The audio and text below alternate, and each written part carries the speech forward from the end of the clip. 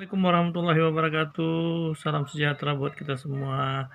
Selamat sore kawan-kawan, para pecinta games lover yang saya cintai dan saya banggakan.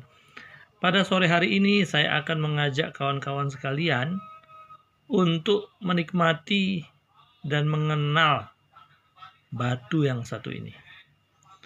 Batu ini tidak lepas dari hal ihwal cerita tentang sejarah Republik ini. Karena para pencinta batu ini di masa yang lalu, mereka adalah jawara-jawara yang memperjuangkan negara ini, kawan-kawan, atas imperialis Belanda. Jadi zaman-zamannya VOC dulu, di daerah Betawi ini kerap kali kita kenal ada orang-orang yang memperjuangkan negeri ini dari pembebasan tirani penguasaan para penjajah. Mereka ini adalah jawara-jawara Betawi. Oke, kawan-kawan sekalian, pada sore hari ini saya akan mengajak kawan-kawan sekalian untuk mengenal batu yang satu ini, yaitu batu pandan. Jadi batu pandan ini batunya para jawara. Sebelum kita mulai menceritakan tentang hal ihwal sejarah batu ini, marilah sejenak kita lihat satu persatu batu ada yang di depan kawan-kawan sekalian ini. Lihat kawan-kawan, sangat indah warna merahnya. Nah, ini dalam keadaan ruang tertutup ini, maksudnya dalam artian indoor ya kawan-kawan. Demikian juga ini. Bagaimana keadaannya kalau kita berikan sedikit flashlight ya, pencahayaan di depannya? Mesti dia akan lebih menonjol, kelihatan karakternya. Nah, ini kawan-kawan, ada cat eye-nya. Nah, ini si merah yang sangat berjaya nih. Indah sekali kawan-kawan.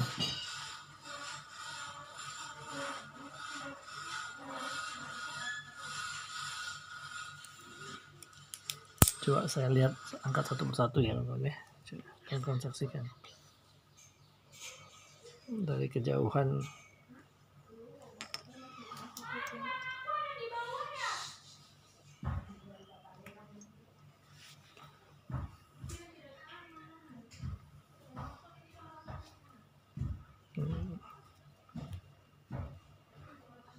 Nah, ini kawan-kawan, kelihatan sisi-sisinya. Demikian juga ini ada yang pandan hijau, ada pandan merah, ada pandan kuning, ada pandan yang putih. Karakteristiknya kelihatan menonjol sekali kawan-kawan.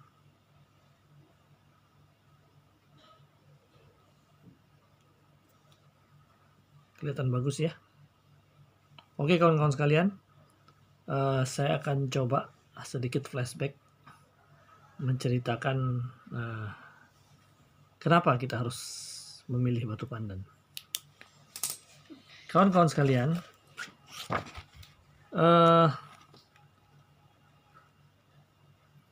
asal usul daripada sejarah penamaan batu pandan ini batu mulia lokal sebenarnya. Jenisnya jenis kalsidon ya, yang memiliki kekerasan antara 6,5 sampai 7 skala Mohn. Memang memiliki beragam pendapat cerita tentang hal ihwal asal muasal batu pandan ini ya. Jadi beberapa tokoh masyarakat Betawi yang sudah almarhum seperti Engkong Amat pernah bercerita ya, bahwasanya pada zaman penjajahan kolonial Belanda dulu di Batavia, jawara-jawara Betawi mereka memakai aki yang ukurannya besar-besar.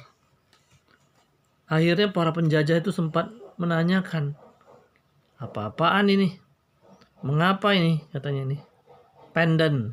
Mereka sebut pendant ya, yang artinya liontin, yang dipakai sebagai batu cincin.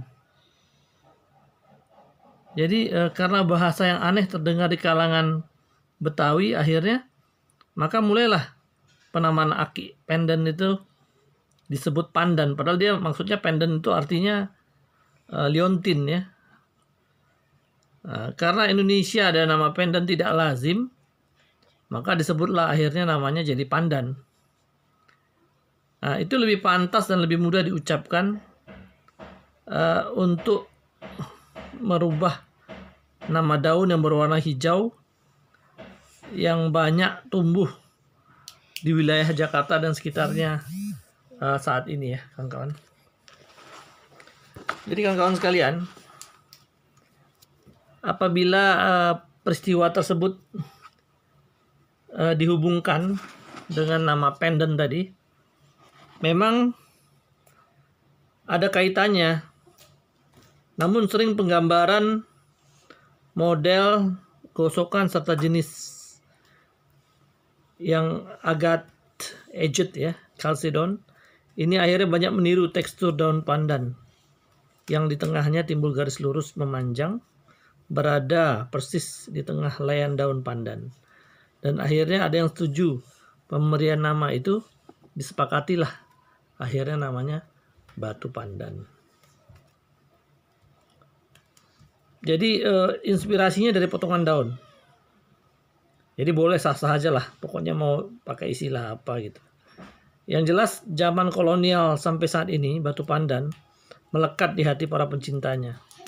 Keberadaannya sendiri bisa dipastikan di setiap tempat penghasil batu Chalcedon seperti Pacitan, Maluku Utara, Bengkulu, Garut, dan wilayah-wilayah penghasil batu anggur memiliki potensi untuk mendapatkan batu pandan ini. Memang Betawi kota masa lalu yang mempopulerkan batu pandan karena jawara-jawara Betawi zaman dahulu yang paling suka memakai batu pandan dengan ukuran yang sangat besar ya. Mungkin selain perhiasan sekaligus menjadi senjata alami dikarenakan tangannya yang dengan mengenakan batu-batu besar membuat para kompeni itu menjadi takut. Jadi ngeri lah, pokoknya serem gitu. Dimensi yang besar secara logika berpengaruh dipakai untuk membela diri dengan senjata di tangan berupa golok. Namun menonjolkan aki yang besar ini sendiri juga seolah-olah ya memberikan rasa takut tersendiri gitu. Dan wajar saja bila orang memakai batu pandan zaman dahulu itu ditakuti orang. Karena zaman sekarang saja kalau kita perhatikan dimensi aki yang besar akan terasa sakit bila berbenturan dengan anggota badan kita. Apalagi dipakai buat bertarung. Jadi di daerah Betawi seperti Tangerang, Bekasi, Depok, batu pandan ini sangat familiar. Belum lagi di daerah Bogor yang sudah lama tokoh-tokoh senior banyak yang mengkoleksi batu-batu pandan. Rata-rata pewaris batu pandan ini mereka punya sejarah panjang. Bagaimana caranya untuk mendapatkan batu pandan. Baik itu dari pendahulunya, kakeknya, orang tua. Dan batu ini sendiri punya serat-serat yang indah ya kawan-kawan. Mereka menganggap as long as life stone. Jadi batu sepanjang masa. Karena sejarah panjangnya serta walaupun situasi sudah berubah tetap eksis saja. Bahkan perkembangan hingga saat ini ada komunitas batu pandan di Indonesia. Ini menjadi bukti bahwasanya batu ini adalah batu legenda yang memiliki keistimewaan. Sehingga acap kali sering menarik perhatian para penggemar batu ya. Jadi batu-batu pandan ini kawan-kawan dari berbagai macam bentuk dan jenisnya, mereka ada pengelompokan. Maksudnya bisa dibagi-bagi lah. Jadi batu ini sangat unik ya. Memang di antara kawan-kawan komunitas sendiri yang mengenakan, mereka berkelompok dan mereka membagi bentuk sisik-sisiknya itu. Mereka kategorikan ada katanya sisik betok secara visual pada varian ini di mana serat sisik pada varian ini berbentuk lempengan besar mirip sisik ikan betok yang sering kita jumpai di rawa-rawa. Kemudian sisik betrik adalah tampilan sisik pada varian yang lempengannya kecil-kecil mirip dengan ikan betrik. Kemudian sisik salju adalah tampilan sisik berbentuk butiran halus seperti butiran salju. Kemudian sisik melik adalah tampilan sisik yang variannya memiliki lempengan kecil, namun arahnya berlawanan antara satu yang dengan yang lain, sehingga terlihat unik dan tidak beraturan. Kemudian yang terakhir sisik kapas. Sisik kapas ini tampilannya seperti gumpalan awan, terdapat serat seperti kapas untuk bahan benang. Biasanya didapat dari pohon-pohon randu ini, kawan-kawan sekalian. Kawan-kawan yang saya cintai dan saya banggakan, adapun sisik benang sendiri itu dibagi lagi, kawan-kawan. Ada katanya sisik benang ini yang berbentuk seperti helaian benang sutra yang halus. Di tengahnya posisi berjajar melintang seolah-olah memotong badan batu. Biasanya badan vertikal dan serat sutranya horizontal. Kemudian serat capung, di mana seratnya yang terlihat seperti urat pada sayap capung yang bisa berterbangan di halaman rumah, sawah-sawah, dan di ladang. Kemudian serat jarum es, yang tampilan dari jenis ini membentuk butiran-butiran kecil seperti partikel es dan duri-durinya mengkristal. Jadi ketiga varian ini termasuk kategori serat benang, kawan-kawan. Dalam mendapatkan jenis varian ini tergolong sulit karena faktor usia daripada batunya terbilang sudah menjadi sangat tua. Dia mengalami metamorfose, ya, perubahan. Belum lagi serat kabut asap yang biasanya banyak dijumpai pada batu pandan. Kemudian serat kabut atau asap, simpelnya saja seperti pada umumnya, asap berbentuk kabut dan terkesan menghalangi pandangan dari penjabaran dari varian serat kabut asap. Dengan berbagai macam serat, penjabaran membuktikan bahwasanya batu pandan memang terlahir dengan keunikan serat. Bermacam-macam serat, masing-masing memiliki keistimewaan tersendiri, maka tak ayal apabila pencinta batu pandan memiliki komunitas yang paling banyak di Indonesia dan kemungkinan paling banyak di dunia. Karena para pencinta batu ini sangat unik, ya. Mereka berkumpul dengan hobi-hobi yang sama. Juga penamaan-penamaan batu pandan sesuai dengan penamaan pasar. Ada batu pandan kapas, ada batu pandan nanas, ada batu pandan merah, seperti ini. Ada batu pandan lumut, ada batu pandan oli, ada batu pandan sutra, ada batu pandan es. Jadi dalam mitologi perbatuan mereka menganggap bahwasanya batu pandan ini punya keistimewaan sebagai batu pemikat. Menurut saya pemikat karena bentuknya cantik, ya, bukan karena khasiat batu yang dipercaya, kembali lagi sebagai mitologi. Namun batu ini indah, kawan-kawan. Serat-seratnya kalau kita perhatikan satu persatu sangat-sangat memunculkan perbedaan-perbedaan kecil yang kontras, ya. Indah, semakin kita lihat semakin indah. Kemudian katanya meringankan penyakit. Ini tidak ada korelasinya, kawan-kawan. Jadi kalau memang kita hati ini senang, apa-apa yang kita gunakan membuat kita gembira, sudah barang tentu itu sudah mengobati kita dari penyakit-penyakit susah, gitu. Dari hal-hal yang melelahkan kepada hal-hal yang menggembirakan. Kemudian punya perlakuan khusus, ya. Karakteristik batu pandan ini percaya, katanya manfaat batu pandan yang dimiliki. Batu-batu pandan itu akan selalu, katanya, menyenangkan si pemakainya.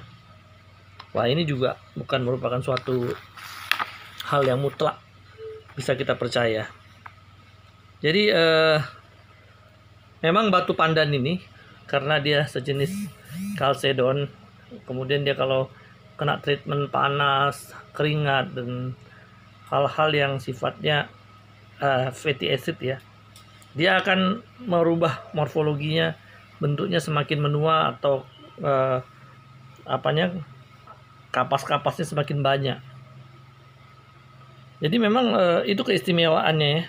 Jadi batu, dan dia juga punya flash, ya, punya cahaya, gitu. Sehingga batu ini terlihat indah di mana-mana saja dipajang, dikenakan, terlihat indah dan menarik. Karena warnanya juga kontras. Kalau yang punya serat halus sangat menarik kawan-kawan. Jadi ini kawan-kawan sedikit hal tentang batu pandan, di mana batu ini dulu dikenakan oleh para jawara-jawara yang berjuang untuk memperjuangkan negara ini. Sehingga batu ini menjadi suatu batu legenda, khususnya dari kalangan orang-orang Betawi maupun orang-orang Banten juga menyenangi batu daripada jenis batu-batu pandan, yang sesungguhnya batu ini adalah jenis batu kalsedon. Mungkin ini saja kawan-kawan hal ihwal tentang batu pandan yang pada sore hari ini bisa kami berikan informasi kepada kawan-kawan sekalian. Semoga kawan-kawan menyenangi batu ini, dan silahkan kawan-kawan kalau mau berapresiasi dengan batu yang indah ini, kita bisa memutuskan untuk memberikan pilihan-pilihan terbaik kita dengan berbagai ragam tadi jenis batu dan bentuk, warna, corak maupun karakter yang bisa menyenangkan penggunanya. Oke kawan-kawan, silahkan dukung channel YouTube batu saya ini. Silakan di subscribe, like, and share. Jadi kawan-kawan sekalian yang bisa mengembangkan dan membantu channel YouTube saya khusus untuk batu-batu daerah, batu-batu Mutu Manikam ini menjadi besar. Karena dengan dukungan kawan-kawan sekalian memberikan kesempatan kepada saya untuk lebih bersemangat lagi nanti untuk mencari informasi tentang batu-batu Nusantara ini, batu-batu Mutu Manikam ini, untuk lebih banyak kita share informasinya pada kawan-kawan sehingga bisa bermanfaat untuk kita semua. Oke, silakan like, share, and subscribe. Bisa ke internet, bisa ke WA kawan-kawan sekalian, sehingga channel YouTube batu ini bisa berkembang menjadi lebih besar.